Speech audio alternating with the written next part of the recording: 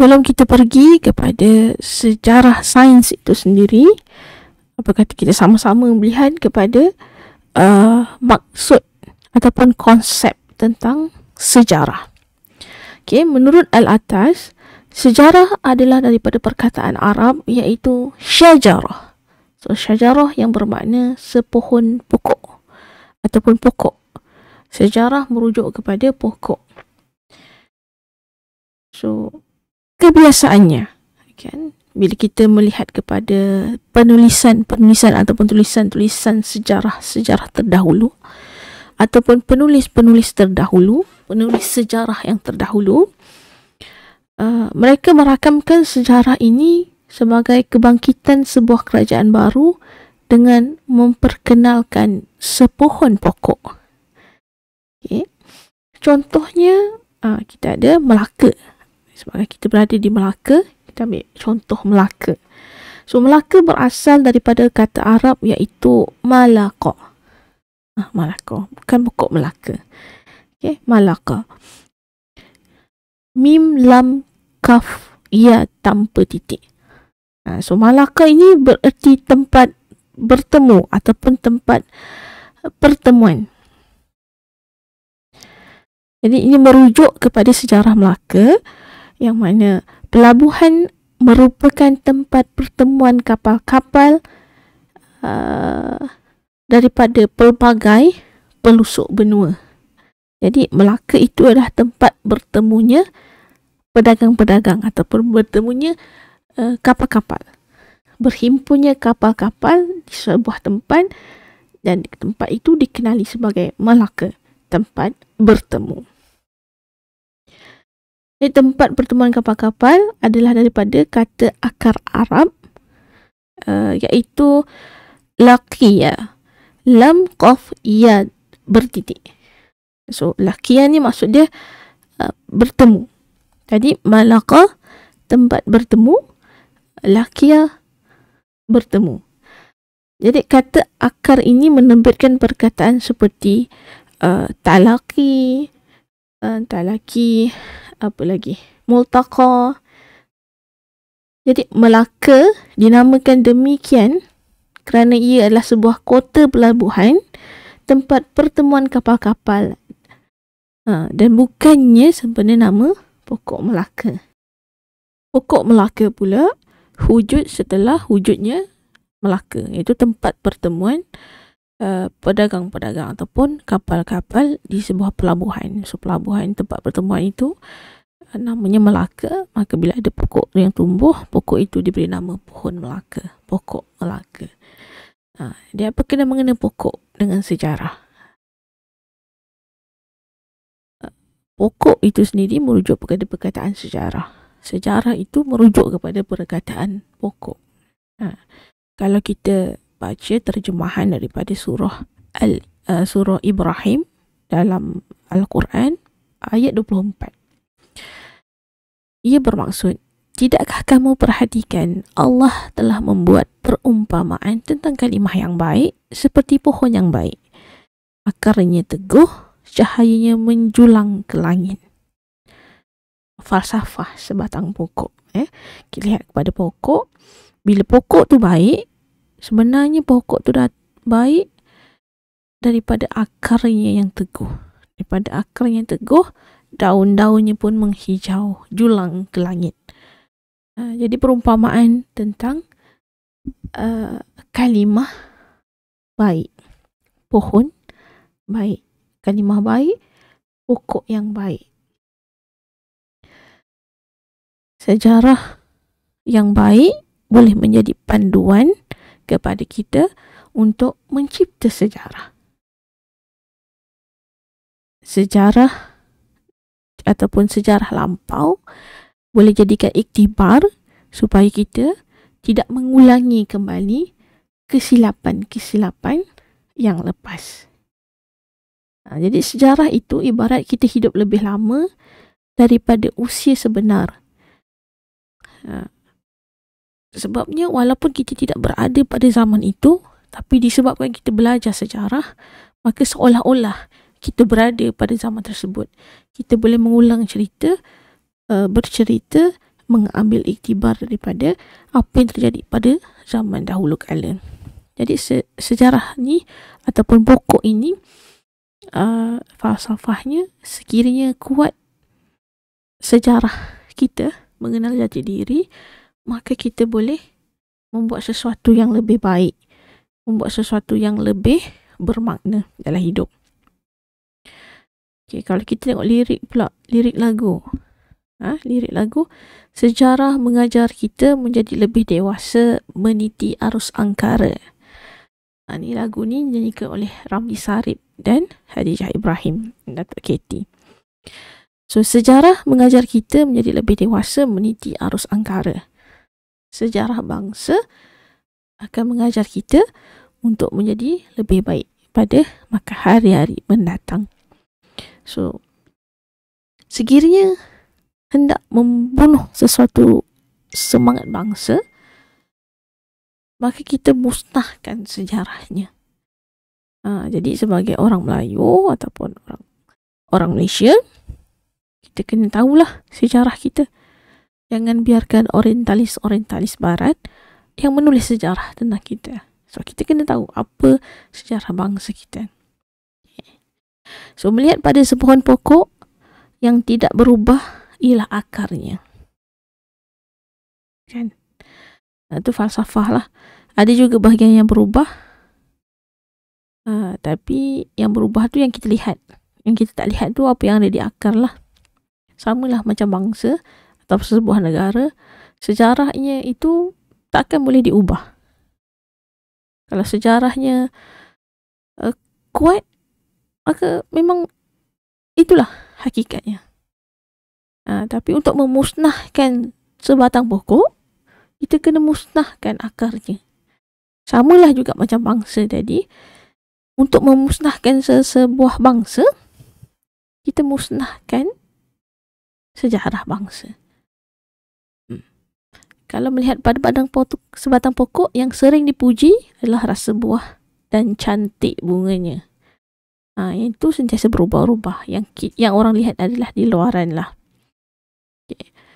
Kalau kita nak membina sebuah rumah juga, ia bermula daripada dasarnya. Macam mana nak buat rumah? Kita kena dirikan tiangnya dulu. Tiang seri. Tiang yang kuat. Sebelum kita naikkan bumbung, dinding, bumbung dan sebagainya. Samalah juga dalam kehidupan. Untuk menjadi suatu bangsa yang kuat, kita kena kuatkan dulu dasarnya. Okay, ini sebab sebuah rumah kuat tiangnya, maka kuatlah kestabilan sebuah rumah tersebut. Menurut al-atas, sejarah itu ibarat hidup lebih lama daripada usia. Okay. Tiang hampa tiada mengandung sejarah bangsa. Tidak dapat tahu menilai hidup yang mulia. Penyimpan khabar zaman yang lalu menambah lagi pada umurnya berulang kali ganda. Kita belajar daripada sejarah, so maksudnya kita lagi tua daripada sejarah.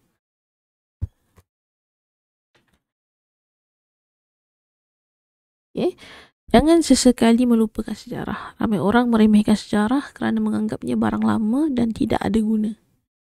Sama lah juga macam hari ini bila ada satu pemikiran yang mengatakan orang lama perlu ditukar menjadi orang baru. Maksudnya orang sudah berusia tidak berguna lah. Jadi kita jangan samakan. Kerana barang lama itu lebih berharga. So, meminggirkan semua yang lama dan mengejar yang baru adalah tidak betul. Sebaliknya kita harus saling bekerja sama lah. Sama ada orang baru, orang lama, orang muda, orang tua, saling bekerja sama. Jadi kita samalah juga dengan sejarah. Tak boleh ditinggalkan terus. Kita kena guna sejarah ini untuk memacu masa depan negara. Gunakan pengalaman silam untuk masa depan yang lebih baik. Supaya kita tidak mengulangi kesilapan lalu dan kita tidak melupakan sejarah yang lalu. Dan apabila kita nak berubah kepada sesuatu yang lebih baik, maka berubahlah dengan hikmah. Berubah dengan hikmah, daripada perkataan hikmah ini daripada perkataan hakama. Hikmah ni bersama dengan ilmu. Perlu tahu ke mana batas-batasnya supaya bila kita melakukan sesuatu perubahan itu adalah perubahan yang baik untuk diri dan sekeliling kita. Sejarah itu adalah perisai. Kebudayaan barat cenderung, ini saya cakap tadi, kebudayaan barat cenderung mengagung-agungkan kekuatan jasmani dan mengutamakan orang muda, belia, remaja. Ini juga ideologi. Kalau saya cakap yang tukar orang lama kepada orang baru dan sebagainya, kita kena lihat pada perspektif yang berbeza. Tiada tempat untuk orang tua seperti yang terdapat dalam kebudayaan timur. Dia sangat berbeza. Barat dan timur sangat berbeza. Kalau kita tengok, timur ni bukan sahaja merujuk kepada kita, kepada negara Malaysia, tapi juga merujuk kepada negara-negara di sebelah timur. Macam kita tengok cerita Korea, kita tengok cerita Jepun, macam mana mereka menghormati orang tua. Kan? Yang remaja mungkin mati, yang tua mesti mati. Yang tua telah melalui zaman remaja, yang remaja belum tentu melalui zaman tua. Jadi tua dan muda juga sebenarnya saling melengkapi. Okay. Why are you talking about the past? The past is dead. Itu adalah sejarah. Kenapa kita nak berbicara tentang sejarah? Jadi Said Alatas menjawab, I think it is present that is dead. Past is very much alive. Look at a man like Ibn Manzur. Okay, just one man produced a dictionary, the Lisan al-Arab. Ini adalah satu kamus Lisan al-Arab, which is 25 volumes and the most authoritative, and one man produced that. That is the past. That is the 14th century, and you now today cannot do that. Even if you assemble yourself together, you cannot produce something like that. Sejarah tu adalah sesuatu yang lebih baik. Macam kita lihat pada kamus. Boleh ya kita nak produce kamus. Tapi kamus tu adalah sejarah. Itu contoh lah. Ataupun kalau kita lihat kejadian telefon. Telefon juga adalah sejarah lah. Sejarah tercipta dengan wujudnya telefon. Boleh ke kita nak buat telefon baru? It's not easy. Tapi kita boleh belajar daripada sejarah macam ada pembuatan telefon tersebut. Dan daripada sejarah dululah berkembangnya sesebuah teknologi dan sesebuah ilmu. Kan?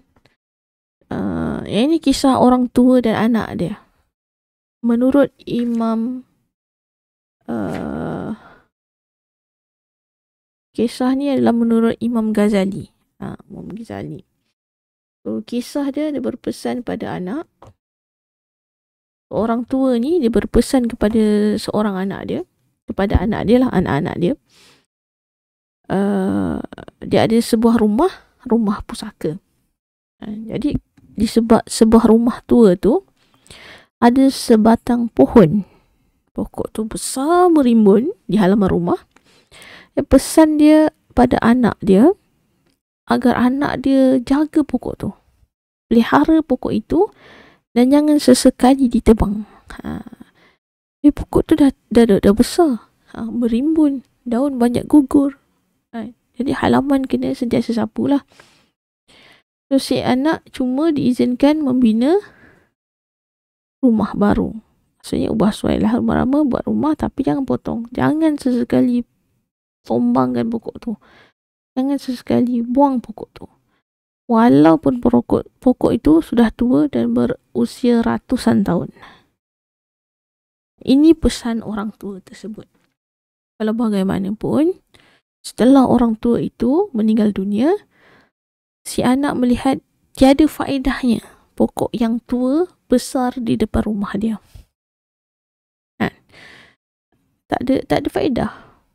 Buat apa nak simpan? Betul. Jadi si anak ni berfikiran bahawa pokok ni cuma buat dia penat je nak kena sapu halaman rumah dia sebab banyak daun gugur. ranting jatuh lah, kan? Bunga lagi. Jadi anak tu tidak indahkan pesanan orang tua dia.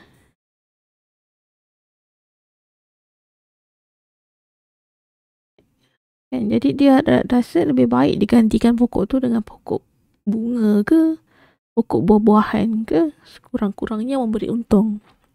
Si anak melihat kepada faktor pokok tersebut lah. Jadi akhirnya si anak itu mengambil keputusan untuk menebang pokok tua warisan ayah dia, warisan orang tua tadi. Sebab bagi dia pokok tu tak ada faedah, dan arwah ayah dia tak pernah bagi tahu pun kenapa pokok tu tak boleh tebang. Macam kita mungkin bertanya zaman generasi hari ini bila orang tua kata jangan buat macam ni, kita tanya kenapa tak boleh? Kenapa macam tu? Kenapa macam ni? Dan sebagainya. Tapi pada zaman dahulu kala, bila orang tua berkata tentang sesuatu, jangan duduk atas tangga, jangan makan atas tangga, semua orang ikut tanpa sebanyak soal. Jadi macam ni lah juga si anak ni. Bila ayah dia kata jangan tebang pokok ni, dia diam je lah tanpa bertanya kenapa. Jadi dia pun potong je lah pokok tu.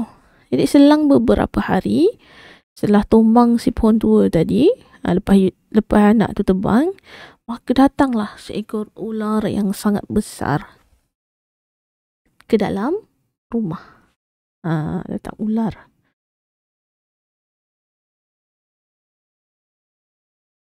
Ular tu besar dan juga berbisa. Jadi barulah anak tu sedar bahawa selama ini arwah ayah dia tidak membenarkan untuk potong pokok tu disebabkan pokok itu mengeluarkan bunga yang harum. Dan sebenarnya bunga itu adalah bauan bunga itu adalah perisai daripada serangan binatang-binatang berbisa untuk ke rumah. Sebab tu pohon tu ditanam di hadapan rumah. Tu sebenarnya pokok tu adalah perisai. Tapi disebabkan tidak mendengar kata dan tidak tahu apa yang wujud di sebalik makna sebatang pokok tu, maka anak tu tebang saja. Jadi boleh juga ambil sejarah, ambil iktibar daripada cerita orang tua dan anak dia ni. Okay, seterusnya kita masuk terus ke dalam topik utama, iaitu sejarah sains barat. Sains barat ataupun dikenali sebagai sains Aristotle. Sains Aristotle. So di barat, sains yang paling berpengaruh selama 2000 tahun bermula sejak 300 sebelum Masihi sehingga 1600 selepas Masihi adalah sains Aristotle ataupun sains kuno. Sains Yunani, sains kuno. So sains ini berpegang kepada fahaman geosentrik. So alam geosentrik menurut sains Aristotle. So geosentrik ini mereka faham, mereka percaya bahawa pusat alam ini adalah bumi. Dan bumi adalah penggun tidak berputar seperti apa yang kita belajar pada hari ini menerusi sains moden. Itu adalah sejarah geosentrik. Dalam chapter 1, dalam chapter sains, kita tahu bahawa sains itu adalah ada paradigma sains daripada sains geosentrik. Ada anjakan paradigma, ada revolusi sains, maka wujudlah sains heliosentrik. So sejarah dia bermula daripada alam geosentrik. Okay, bulan, planet-planet, matahari, bumi, bulan, planet-planet dan matahari mengelilingi bumi setiap 24 jam sehari. Ini sejarah sains kuno lah. So dalam susunan sfera dia adalah ada bulan, Utarid, lepas tu Zuhrah, lepas tu bumi, bulan, Utarid, Zuhrah, matahari, Marikh, Mushtari, Zuhal dan bintang-bintang. Bintang-bintang berada pada sfera dan tidak bergerak.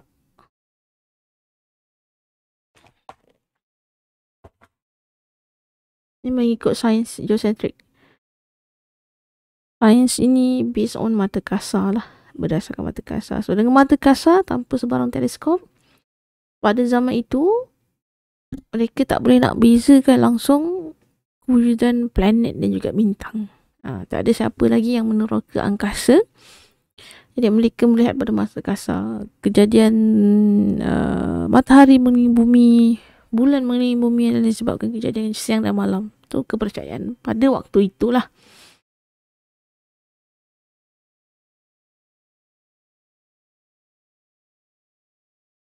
Kita tengok ini. So ini adalah kepercayaan mereka pada waktu itu. Di sini adalah bumi. Kemudian kita ada beberapa planet. Ada bulan, ada Utarid, ada Zuhrah, dan kemudian ada matahari kat sini. Kemudian ada Marikh, Mushtari, Zuhal. Kemudian ada bintang-bintang. Maka terwujudlah lukisan ni. Ini kepercayaan. Dan dalam ni kita lihat heaven of the moon, heaven of the Venus, Mercury, Sun, Jupiter dan sebagainya. Ini planet-planet, bintang. So ini adalah gambaran lah waktu itu, pada ketika itu. Jadi ada dikenali sebagai dua sub, satu sublunar dan satu superlunar.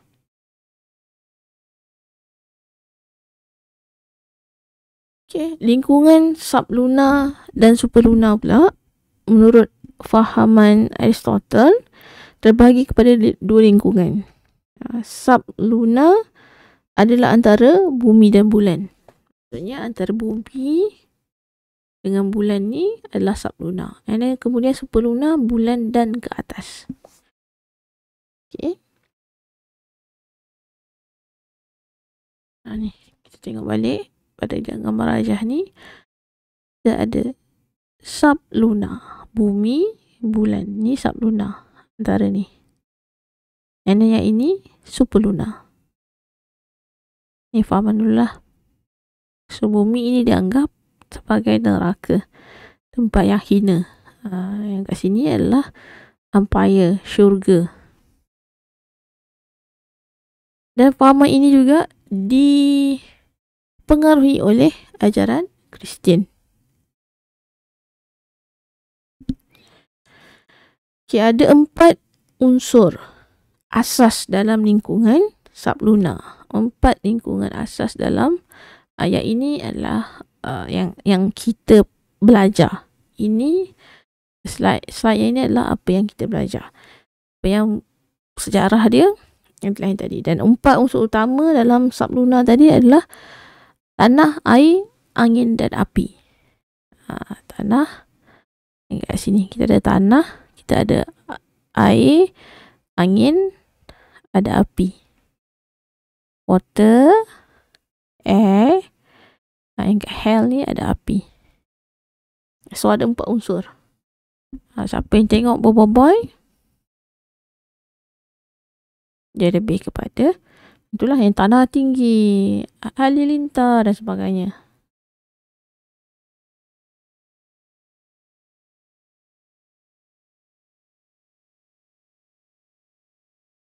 Okay.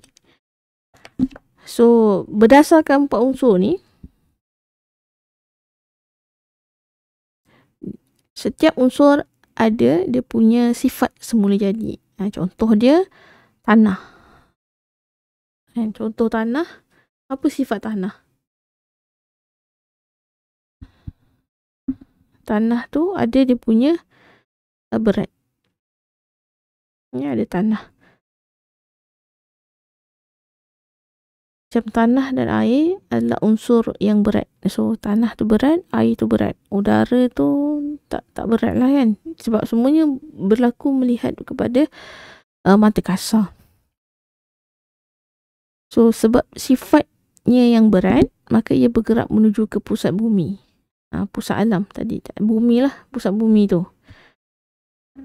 Batu jatuh ke bawah kerana sifat yang berat. Jadi tentu sekali dia akan menuju ke pusat bumi lah. Macam kita belajar hari ni dalam sains, ia tentang tarikan graviti. So pengetahuan tentang graviti pada waktu itu tak ada lagi lah. Jadi mereka percaya kepada sifat tanah yang berat tu. Sebab itu tanah tu tetap tarik ke bawah.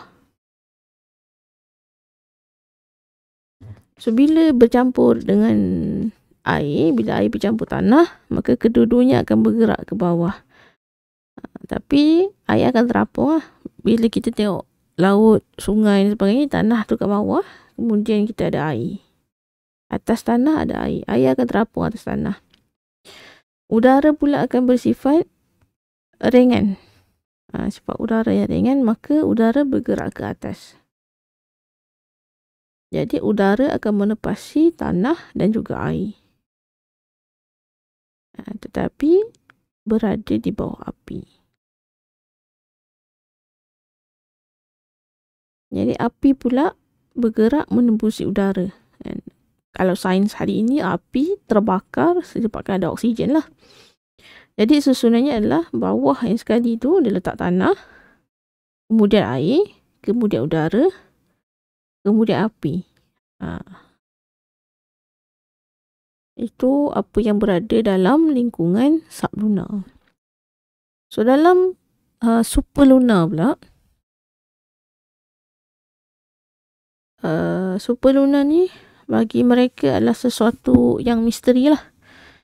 Apa bahan yang ada kat bulan, planet, matahari, bintang, tu semua kita kat bumi tak tahu. Sebab waktu tersebut tak ada kajian-kajian secara berteknologi tinggi ni. Semuanya melihat kepada mata kasar. So apa yang mereka fikirkan adalah sifat yang boleh dilihat menerusi mata kasar. Bulan, bintang dan sebagainya itu bersinar-sinar. Kan? Jadi mereka cuma menganggap dan percaya bahawa bahan yang dinamakan ether yang berada dalam bahasa Greek tu ada ether lah. Maksudnya bahan yang menciptakan bulan, matahari, bintang-bintang yang mereka lihat daripada bumi tu adalah ether, iaitu bersinar-sinar, bahan yang bersinar-sinar. Ini adalah kepercayaan tentang apa yang berada di sublunar lah, daripada bulan ke atas.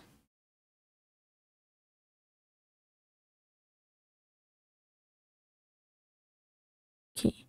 Jadi hukum gerakan ataupun law of motion daripada kepercayaan sublunar dan superlunar terbahagi kepada based on this part lah.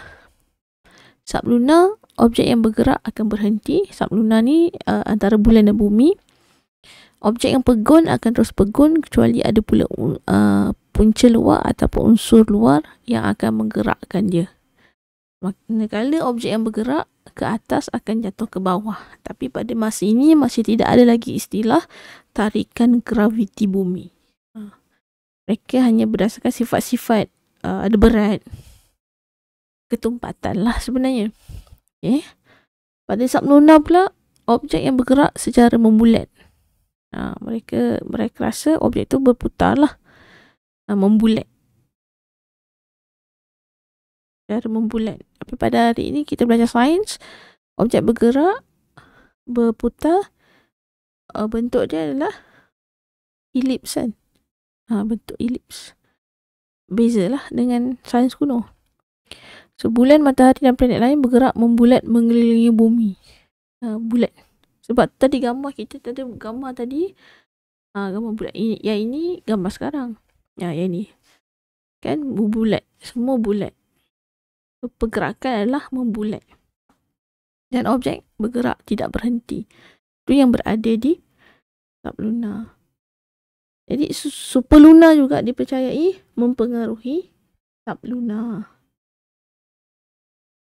Semua yang ada di sublunar tidak kekal dan berubah. Ada 4 unsur di sublunar, iaitu air, tanah, udara dan api. Dan semua unsur-unsur ini melalui perubahan lah. Kalau kita api memanaskan air, air boleh bertukar menjadi uap. So dia berubah-ubah. 4 unsur yang berubah-ubah. Apa lagi yang berubah kat bumi melihat mata kasar pada waktu itu? Manusia daripada kecil, bayi, jadi tua, lepas tu hidup, pergi mati. Kemudian haiwan pun sama macam tu, tumbuh-tumbuhan juga sama. Mula-mula pokok kecil, lepas tu makin besar, makin besar. Dan semuanya berubah. Apa yang mereka lihat, semuanya berubah. Jadi sifat-sifatnya, apa yang berada di sublunar tu sentiasa berubah. Apa pula anggapan di superlunar? Okay. Tadi superlunar tu pada mereka bersinar-sinar ataupun dari bahan ether. So ether tu dianggap kekal dan tidak berubah. Sebab dia nampak benda yang sama je lah. Matahari timbul kemudian tenggelam. Bintang bersinar-sinar. So, bulan, matahari, planet dan bintang masih kekal sama dan tidak berubah. Itu pada pendapat mereka. Jadi mereka menganggap ciptaan itu ataupun planet, matahari, bulan tu adalah sesuatu yang dianggap sempurna. Jadi sudah tentulah yang sempurna itu akan mempengaruhi yang tidak sempurna. Yang tidak sempurna tadi apa yang berada di sublunar yang sentiasa berubah-ubah. Superlunar pula ada sesuatu yang tidak berubah-ubah.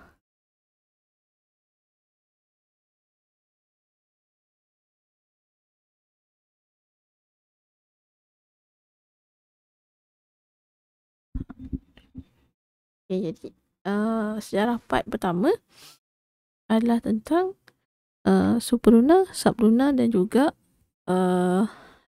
geocentric.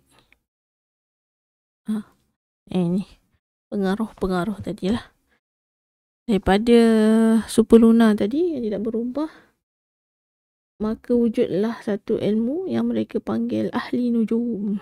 Ilmu nujum. Ilmu nujum ni sebenarnya ilmu lebih kepada ilmu astrologi. Kepercayaan kepada bulan, bintang sebagainya. Maka keluarlah yang Januari apa, ada Taurus, ada Cap, ada Scorpion. Itu bermulalah daripada zaman-zaman sains kuno. Okay. Seterusnya sains Aristotle dan juga Kristian. Tadi saya cakap sains Aristotle dipengaruhi oleh Kristian. Agama Kristian. Lah. So sains Aristotle sudah sebati dan serasi dengan ajaran agama Kristian. So pada waktu itu gereja juga cenderung kepada fahaman geocentrik kerana dalam kitab Bible mengatakan bahawa bumi itu pegun, matahari mengelilingi bumi. Ini apa yang mereka faham dan mereka belajarlah. Jadi dalam fahaman sains Aristotle, semua benda mempunyai hierarki tersendiri. Hierarki ni macam kasta-kasta lah. Ranking-ranking tertentu. Daripada kedudukan paling bawah sampailah kedudukan paling atas. Yang paling bawah tu dianggap hina lah. Tadi kalau kita lihat pada gambar sebelum ni, yang kat bumi tu adalah hell, neraka. So mengikut Aristotle semua benda punya hierarki. Kita ada daripada syurga sampai neraka. So neraka tu paling bawah, syurga tu paling atas.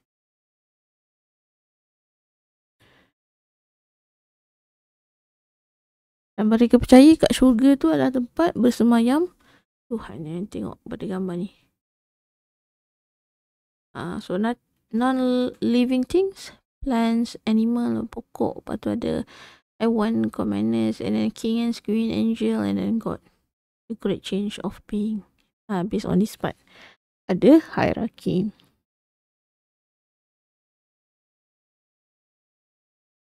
So, bawah sekali neraka, lepas tu ada tumbuh-tumbuhan, lepas tu ada haiwan, lepas tu ada manusia. Ke atas sekali adalah syurga. Syurga tu tempat malaikat dengan Tuhan lah bagi mereka.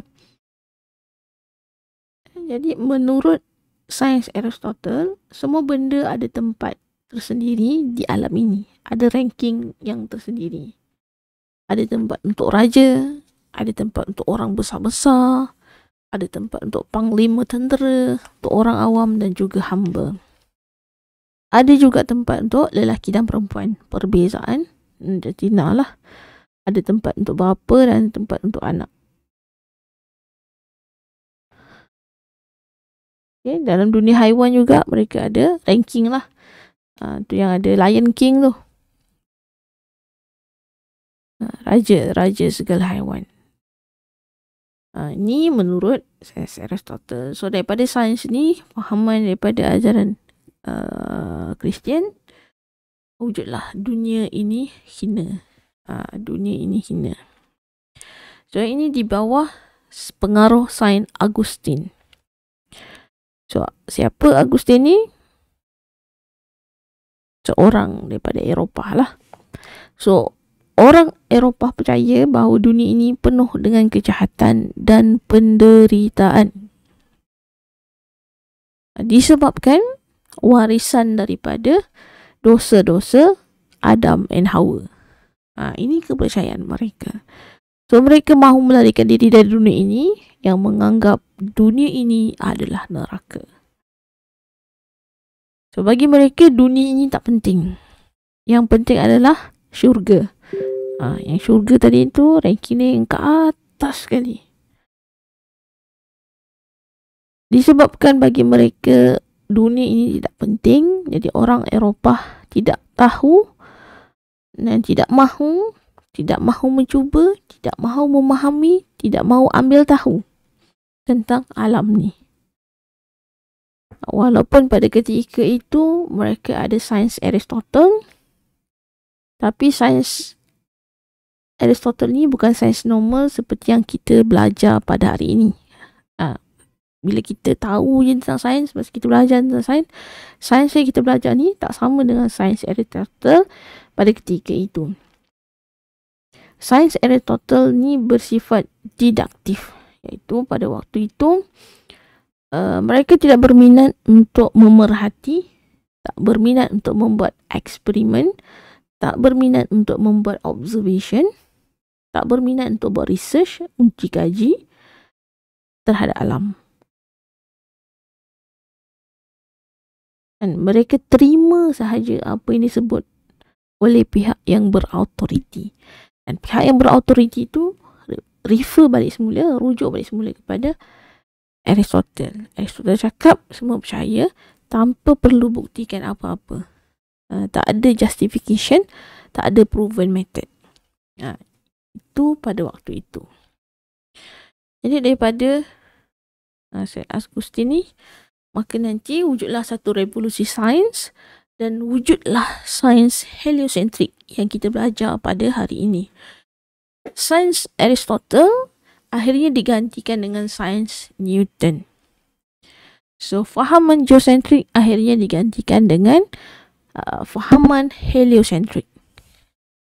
Geocentric theory, heliocentric theory, heliocentric. So benda ni berlaku disebabkan revolusi sains pada tahun 1500. Dan ini adalah merupakan sejarah yang penting lah bagi sains barat. Daripada satu fahaman, berlaku satu revolusi, bertukar fahaman tersebut.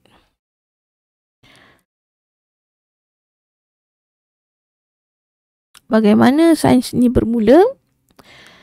Sains ni bermula pada tahun 1543 menerusi sebuah karya on the revolution of celestial spheres. Pada ni satu sistem kosmos yang baru diberi nama sistem heliocentrik. Dalam sistem heliocentrik, bumi tidak berada di pusat bumi, di pusat alam. Pusat alam semesta adalah matahari. Jadi bumi berputar pada paksinya sendiri mengelilingi matahari. Dan planet-planet lain juga turut mengelilingi matahari seperti bumi. Manakala fahaman ini juga percaya bintang-bintang pada stratosfera tidak bergerak. Inilah. Ada perbezaan geosentrik dengan heliosentrik. Heliosentrik, matahari di tengah, ada bulan. Ada bulan kat sini. Lepas tu kita ada bumi, ada planet lain, lepas tu ada bintang. Okay, sampai sini saja untuk video kali ini. So dalam video ni kita belajar tentang sejarah, konsep sejarah, apa pentingnya sejarah, apa iktibar yang kita boleh ambil daripada sejarah, benefit dan sejarah dan sebagainya.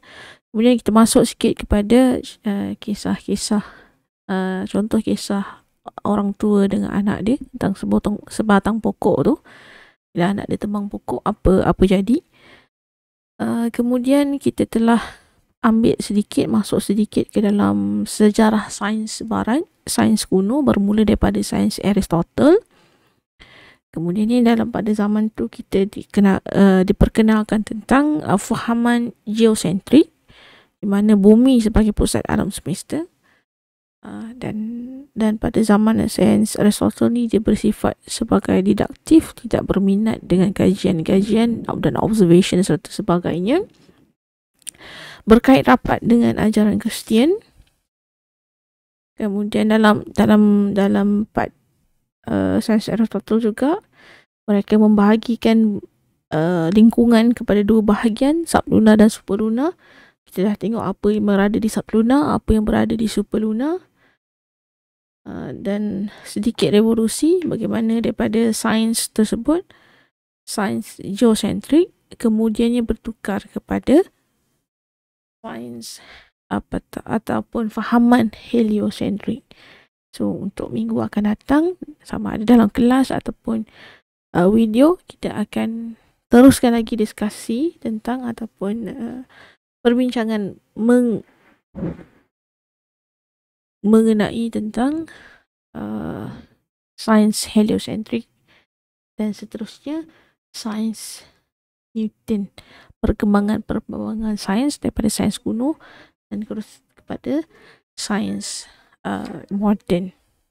Okay, so itu saja buat video kali ini. Terima kasih. Assalamualaikum.